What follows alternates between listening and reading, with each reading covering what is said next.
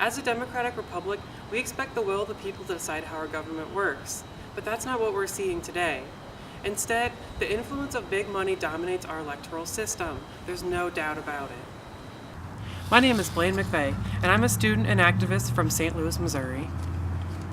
To get a closer look at the impact of money on American politics, I sat down with John Messmer, a professor of political science at St. Louis Community College and a former congressional candidate. And so, Citizens United altered the political landscape of American politics, and to what extent do you think it did that? Well, it was a smoldering mess of a fire, and then Citizens United came and just poured truckloads of gasoline on that fire. There's no other way of saying it. I mentioned Teddy Roosevelt. Teddy Roosevelt understood even 100 years ago that corporations have this unique power that should be harnessed. And for 100 years, both sides, all sides, agreed to that, and the courts agreed to that. Citizens United, in one fell swoop, basically said no. Corporations do have certain civil liberties, and that includes freedom of political speech, and now limits upon what they can flood into the process is considered a violation of the First Amendment. First couple of years, corporations really didn't take advantage of it. What we've seen in the last few years is, again, just gallons and gallons of gasoline being thrown onto this fire.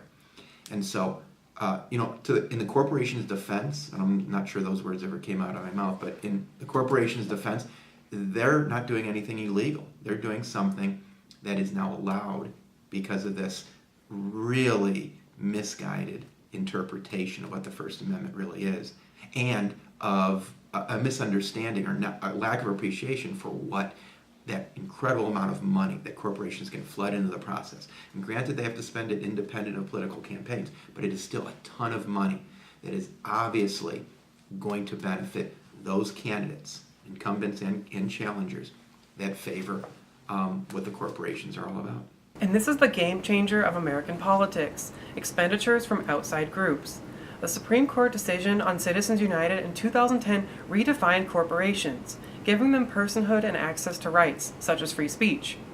This decision resulted in the explosion of money from mysterious third-party groups. And because of this Citizens United decision, money now has a chokehold on our democracy. Here in Missouri, we just can't escape this big money. The 2018 Senate election between Claire McCaskill and Josh Hawley was littered with big outside money. If you watched a video on YouTube or the local news, you were constantly barraged with ads. The end of each ad contained one phrase: not authorized by any candidate. By the end of the election, over $25 million in outside spending was spent on just one of Missouri's seats in the Senate. This obscene amount of money has profound effects upon our government. It essentially decides what our legislatures will focus on once they come to Congress. As controversial as it sounds, politicians are human. I know that's a controversial thing to say, but it's true. And as humans, all humans, this is not political science, this is sociology or psychology 101. All humans are going to be influenced by those they associate with. What money buys is that access that I mentioned. It buys that association. So with that money, if you give that money to someone in the campaign trail and they win, you've created sort of a relationship. You're trying to build a rapport. And with that rapport, with that relationship, the relationship becomes symbiotic, if I can borrow something out of a biology class, where they're both dependent upon each other. Well, in a way, that's not bad. That's democracy 101, but here's the thing. Not every individual, and certainly not every group, can afford to create that relationship. They can't afford to buy that access.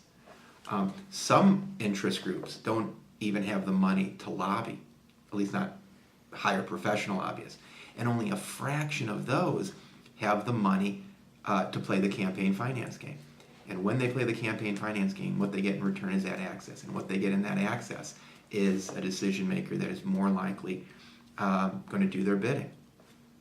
You can call that a lot of things, but you can't call that democracy. You can't call that something that we should expect or that we should demand accepted at any stage in a democratic republic, because you're only allowing a tiny fraction of the people and the groups that people join to truly have the access, to truly have the ear of the legislator.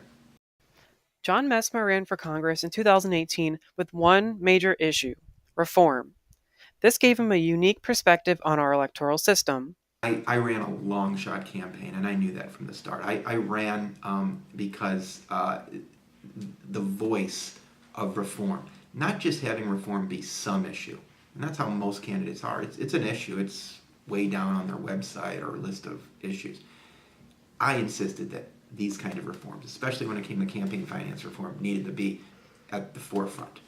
That's why I ran. And in the process of really getting clobbered, as I expected to, I had a front row seat at how money was truly tearing things apart.